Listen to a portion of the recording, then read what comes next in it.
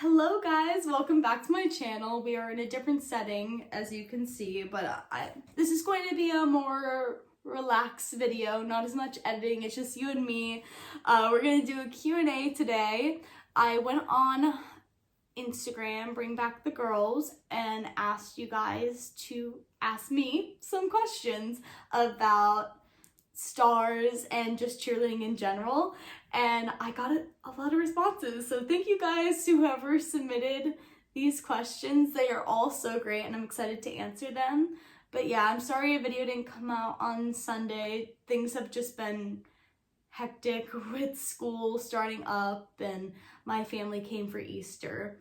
But I have a really exciting guest coming on for this coming Sunday, so I really hope you enjoy that video. But instead, for Tuesday, you have me answering some questions. So let's just get right into it. So the first question I have is, have you won Worlds yet? And yes, I have won Worlds. I won Worlds 2 times. I won Worlds in 2015 and 2017. But I was on Stars for 2013, 14, 15, 16, and 17. And those are the 2 years that they won. Very grateful I was able to win Worlds twice with Stars. Favorite World Cup uni, any level, team, or age? So this is hard. I would have said 2013 uni. It's not the prettiest uni, but it was my first ever Stars uni. And growing up, always wanted to be a star, and then being handed a shooting star bow and the uniform was something I'll never forget. But I have to say, my favorite uni of all time is my first ever Twinkles uniform. And it was the uniform, for those of you who know, who's old like me, it had those sequins and it was itchy and so uncomfortable. But I always dreamed, before I got to World Cup, of being a Twinkle. And finally getting onto Twinkles and being handed that uniform was just incredible. Also, it was very cute, and you could also, it came with shorts and a skirt. So there is, I believe, day 1 we wore a skirt and day 2 we wore the shorts. And I thought it was very cute, but it was very uncomfortable. So Twinkle, my very first Twinkle uniform is my favorite. What were practices like and how intense are the coaches? This is a great question. So Shooting Stars, the way that they break up practices, or how they first started to do it, was you had an hour to tumbling, so just fully dedicated to tumbling. Kenny Wu, or whatever coach was with you, it was mostly Kenny Wu, would just work with all the stars for a whole hour and warm our tumbling up. And then the second hour, so the next hour, was for dedicated cheer. So Elaine and Joelle would coach us, and sometimes Kenny would stay, and we would do stunts, jumps, all of that stuff. But what year was it? I think it was 2016. Yeah, 2016. There was a little bit of switch.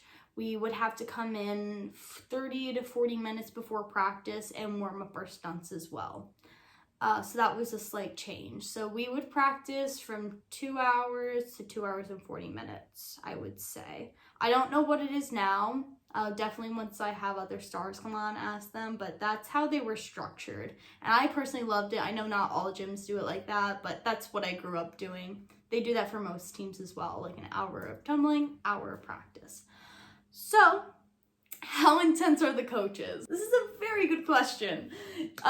They are intense, but I mean, that's what you're getting into when you're on one of the best teams in the country.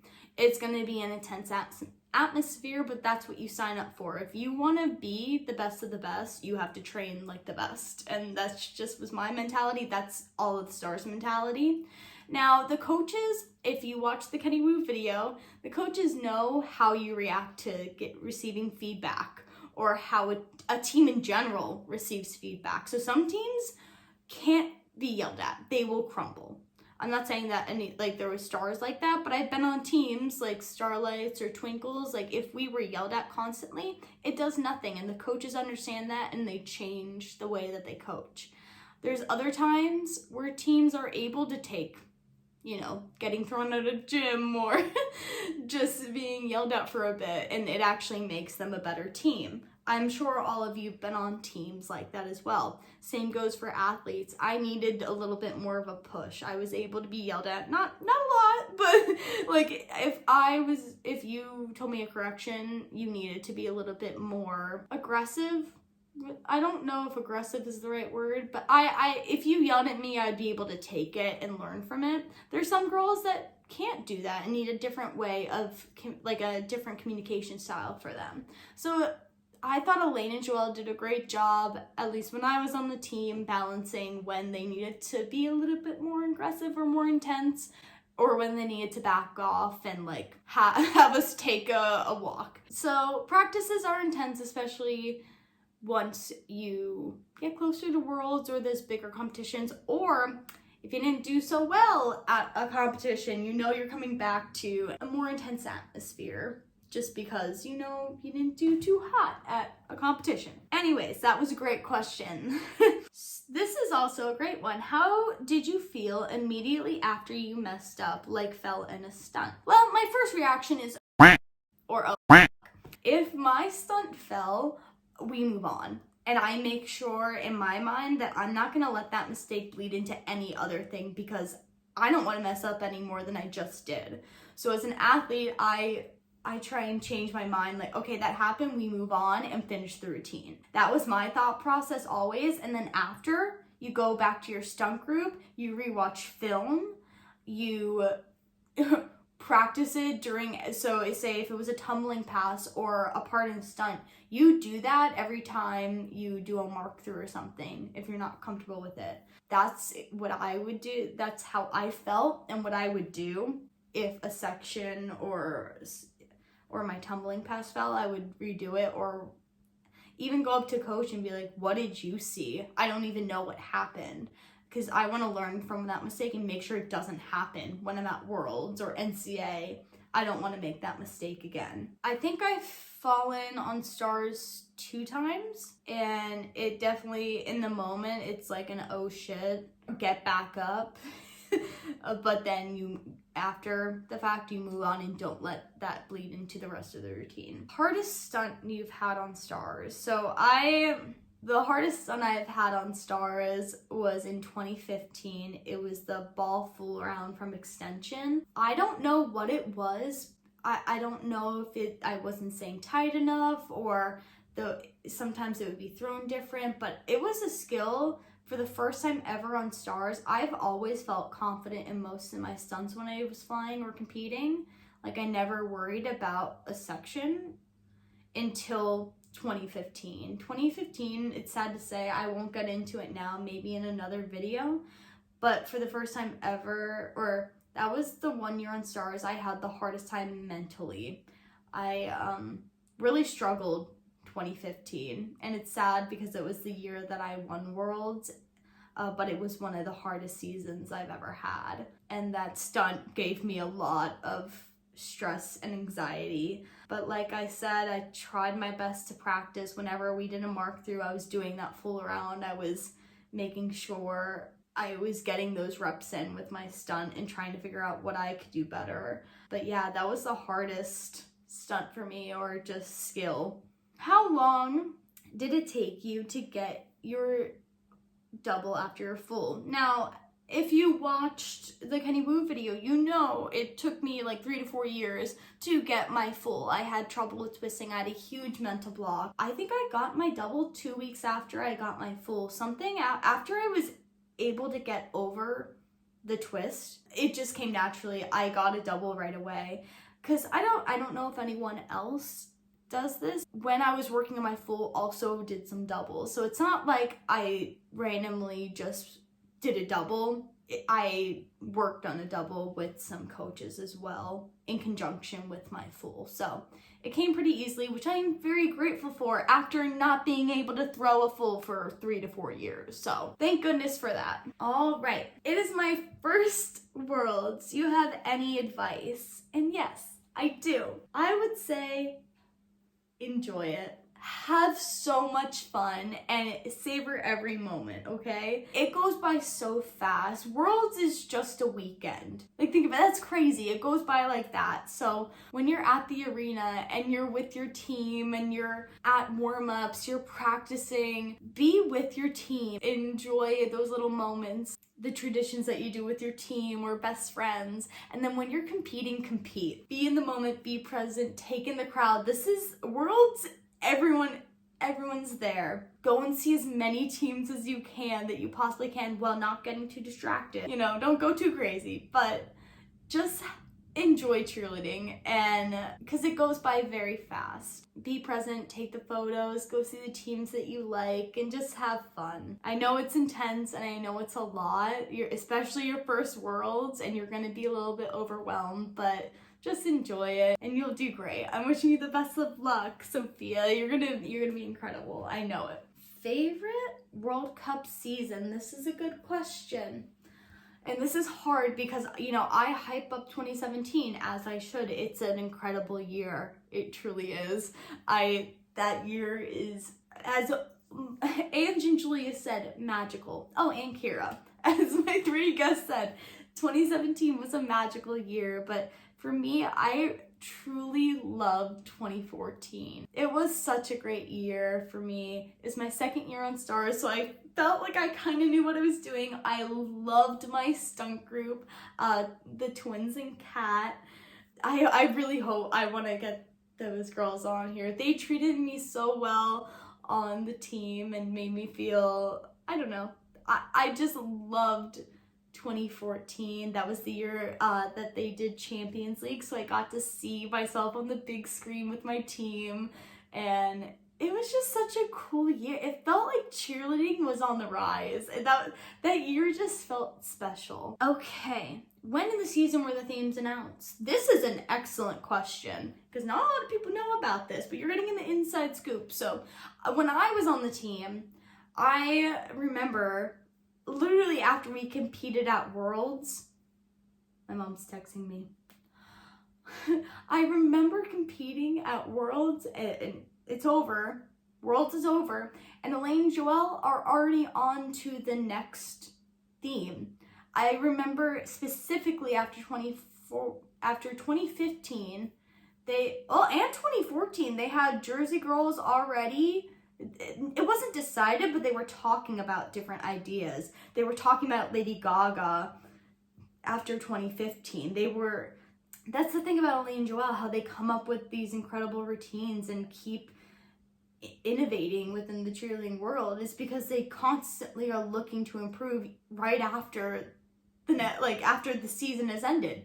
It's the next day after we competed and awards has happened, and they already know or are crafting ideas of what they can do better and the theme that they're going to do for next year. They're contacting choreographers, they're already setting it into place, which I think is pretty cool and speaks volumes to them as coaches and the program in general.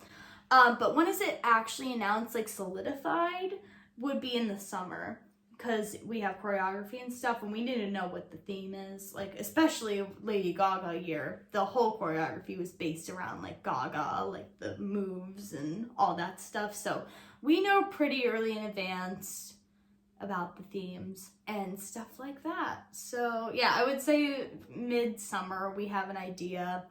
And I remember for the Jersey Girl year, we were already doing our stunts to like the Jersey Boy soundtrack in the summer. So they already have a pretty good idea, I would say, literally right after Worlds, what they're planning to do next. It's just deciding in the summer what they want to truly go with.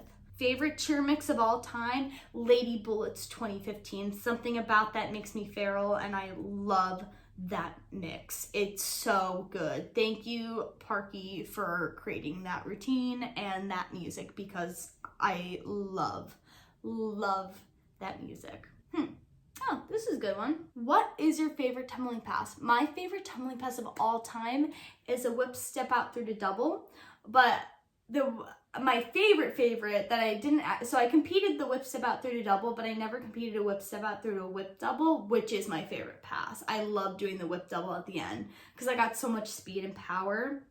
I love whips. They were my when I was on Stars. They were just so fun to me.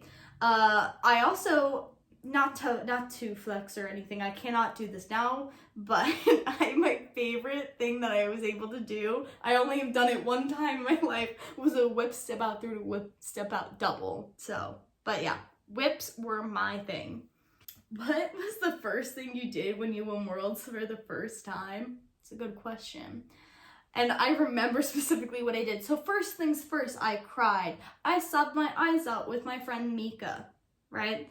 It's so wholesome. I was on Twinkles with Mika. Mika was my best friend on Stars because we went on Stars in 2013 together. And then we won Worlds together in 2015. So we hung out right after we won. We took photos, did all that fun stuff. But then after, we went to the hotel and we went to this cafe that I believe was open 24 hours. And I got a giant pint of strawberry ice cream and I ate it all with my friends. Some other stars went to the pool. It was closed, but you know, we won Worlds, so rules don't apply to us, okay? I didn't jump in the pool. I just sat and ate my ice cream as a world champion. Worst cheer injury. Okay, my worst cheer injury was in 2014. I was doing a running full and I sprained my ankle really bad in that section. They had to stop. It was during a full out, which is really good. They had to stop the music in front of the whole gym. I was like screaming on the floor, crying. My ankle, they thought I broke it. It was 4 weeks before Worlds. They thought I wasn't going to be able to compete because of the way I was acting. But to be fair, I never, up until this point, so I was 14, I never had a cheerleading injury. No concussion, no nothing. Nothing took me out, which I was very grateful for. So I never experienced pain like this in cheerleading ever. And, you know, they realized that it was just an ankle sprain and they could tape it right up. But we had one up that weekend and I had to compete. So they taped my ankle and it was Joelle came up to me. She goes, "You don't have to do your tumbling pass. All we need you for is stunts and you need to jump. Jump on my sprained ankle." And I did it out of pure, it was just adrenaline fueling me through that jump sequence, and it hurt. And I remember when I was competing at Worlds, people were commenting on my toe not being pointed. And, you know, it was really upsetting because I could see it. I pride myself on my pointed toes in my stunts, but I couldn't physically do it. My ankle was a balloon, swollen and taped up, so I couldn't feel it. My blood circulation was cut off from my foot, so I couldn't point my toe. And a lot of people had to say things on Twitter about it. And I saw it with my eyes too, and it upset me because it was right, I was smack dab in the center with a flexed toe, and it really upset me too. So I wonder what the judges thought. So that was my worst injury, and then I sprained my ankle like 2 other times after that, because I don't know if you know this, once you sprain your ankle once, it just gets weaker. What was your favorite stunt to fly when you were on Stars, and also just in general? My favorite stunt ever to fly in, love 2017. That was a fun year. But 2014, oh my god, when I got to do the World Cup, that was so fun with the little hip thing. I thought 2014 had Shooting Stars. I've seen a little bit of their stunts, the newer stunts, and they're a little bit sassier, but Stars is known for more theatrical, so more like hit and clean and like more pose and like a wave, but Stars really never was too sassy. They're not like Babs in that way. But in 2014 we got some snaps, we got some finger points, and it was just so fun to play with the choreography. So my favorite stunt to flying was definitely 2014. I just love how I could have fun with that stunt. I loved all the body positions, like the straight leg. Would you want to do reaction to the Twinkle documentary. I would. I haven't seen it in years, like the full thing in years, so I wouldn't mind doing that. I've seen clips because there's a couple people that are like, you were in a documentary, and I showed them some clips of it, but I haven't gone through the whole thing, so I would be interested in possibly reacting to that. There would be something to go back on and look back. So yeah, I'd be interested in doing that. Would you cheer again? We'll do 2 more questions. Would I cheer again? I would if I could, but I can't. It's way too much money. I am in a doctoral program, so I'm in school now. It's just not in the cards for me anymore. I am building my career. I love my life now. I love running. I found a new passion, a new thing to do. I did try and make a comeback in like 2022 when I went on to be on Glock at Top Gun, but that just didn't work out because I got a job as an assistant coach in Pittsburgh. So that just didn't work out. Things happen for a reason. I would love to cheer again. It's not possible. I don't think I could ever cheer again. And I'm getting old, so I don't think anyone wants to see me cheer. I don't think it would be good. Moving on, last question. What was it like competing on the wet mat at Worlds 2016? Well, let me tell you. People who don't know, I'm shutting this. People who don't know, Worlds 2016, the floor was wet, and you didn't know that before you went on. No one knew until you stepped on the floor, because we're in warm-ups. We warmed up in the field house, and then they directed us out into the stadium. We couldn't talk to any of the other girls in our division or co-ed before competing, so we didn't know that this was even happening. So my first thought when I stepped on the floor was like, is this wet? You don't really realize it, and then you try and get into the zone. Like, okay, it's fine. In 2016, our first thing was standing tumbling, and I just remember doing my 2 to double and my hands being wet and being like, oh shit, this is gonna be interesting.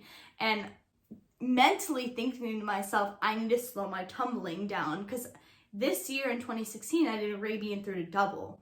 And for those of you who don't know what Arabian through to double is, it's, full, you start back and then you step out of it. So there's a possibility that you could rotate and fall on your face. So I was very aware while I was in the routine, in the stunt. And so for some reason, I didn't worry about my shoes being wet in the stunt. That never crossed my mind when I was stunting in the air in the main stunt. Didn't even cross my mind. It was the Arabian where I was like, I'm gonna have to try and slow my Arabian down a bit so I have more control out of it. I didn't notice the red, because people were complaining about the red mat or side being wet. But in my mind, I'm like, you're not even supposed to step on it. So even if you did slip on it, you're not even supposed to be stepping on it. So you shouldn't be slipping on it. But that's just my opinion. But the floor itself did catch me off guard when I was in standing tumbling and when I moved to my running pass. I didn't slip and it was fine. And for some reason, when I was on the mat, it didn't cross my mind that I could slip from my base's hands. Just think about dew on top of the grass. That's what it felt like competing on that mat, in my opinion. And then we got off the floor. Not a lot of people know about this. And you know what? Will I keep it in? Who knows? But in 2016, they were debating on redoing everything. So they were going to move, scrap all of it and then go back into the milk house. Is that what it's called? The milk house or the field house? Whatever. They were planning on scrapping the baseball field and moving us in for the next day because of the wet mat. There was a lot of confusion after everyone competed because people were complaining about the mat. Orange was complaining. I remember F5. Even us, we were complaining about the wet mat. I remember Elaine coming up to us and being like, was the floor wet? And Joelle, and we said yes. And there was also debate on possibly going again, that night. and a lot of us opted not to do that and just keep the routines the way it was. But yeah, the plan was either to like restart, so go again, which I don't know what that would have done, like would they have dried the floor? But they were either gonna go again that night, or they were gonna scrap that day and just have us move into the milk house, I think. Yeah. I remember specifically Angel Rice going around being like, we're doing it again, and we were looking at each other and we were like, no, we're not. And then F5 won. Actually, I don't think F5, I just said F5 complained, but I don't think they did. I think it was the teams that obviously made mistakes that said something. But yeah, we were asked by like our coaches if the floor was wet. All the coaches were deliberating what we should do, if there should have been a redo.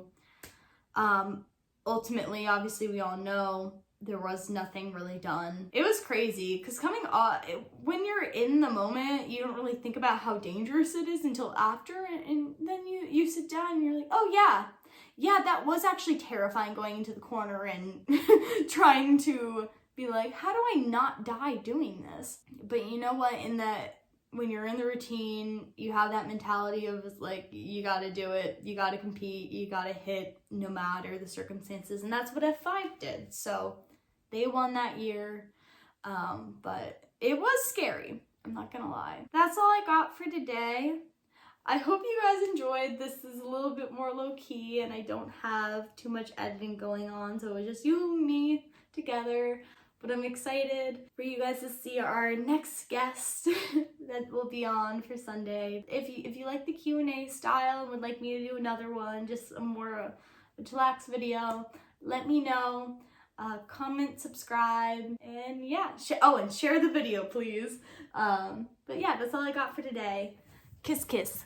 Mwah. I am so sorry you can't get rid of me yet. When my parents were moving and we've had a lot of shooting star merch, and I would love to do some giveaways on this channel, and I was thinking if we hit 1,000 subscribers on my Instagram that I would give away 5 pairs of glasses. Well, I would give out 5 pairs of sunglasses to my subscribers. So they're just little iHeart World Cup shooting star sunglasses. Let me know what you guys think. But yeah, this is what they look like, and here's the other pair. I have some other things, so maybe once, if this channel gets bigger, I can give out some like shirts and other fun old star things, because I have a lot of it after being on the team for too many years. So I would love to give back to you guys. That's all I got for this video. I really hope you enjoyed, and I will see you guys on Sunday.